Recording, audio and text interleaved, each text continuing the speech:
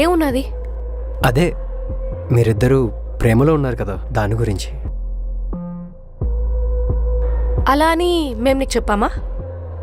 ఎందుకు పక్కనోడి పనిలో నీ పన్ను చూసుకోవచ్చు కదా. సైలెంట్గా ఉంటున్నా కదా అని చెప్పి ప్రతిసారి కామ్గా ఉంటానని చెప్పి అనుకోకు. లోపల చాలా ఉంది. అయ్యో, మేము చచ్చిపోతున్నాం మరి చూడ్డానికి. మూసుకొన్నాడు. ఎవరిని చూసుకునే నీకెంత పొగరు? ఈ బెంగళూరు అన్నా? మాటలు మంచిగా రాని. ప్రణయ్ అని పిలవచ్చు. ఓ ప్రణయ్. మర్యాదగా చెప్తున్నా జయంత్, వెళ్ళి పని చూసుకో. వెళ్తాం. వెళ్ళే ముందు ఒక విషయం చెప్పి వెళ్తాం. ఏంటది?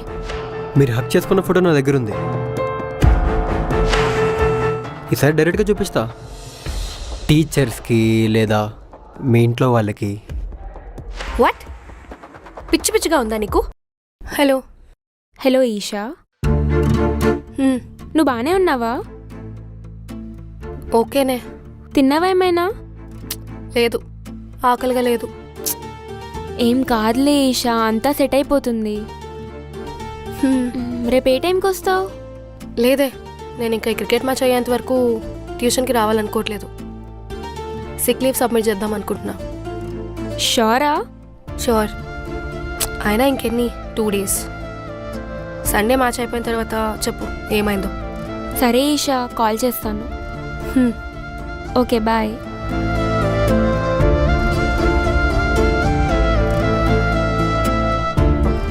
ఒకవేళ నేను గెలిస్తే ఈషాకి నువ్వు దూరం అయిపోవాలి.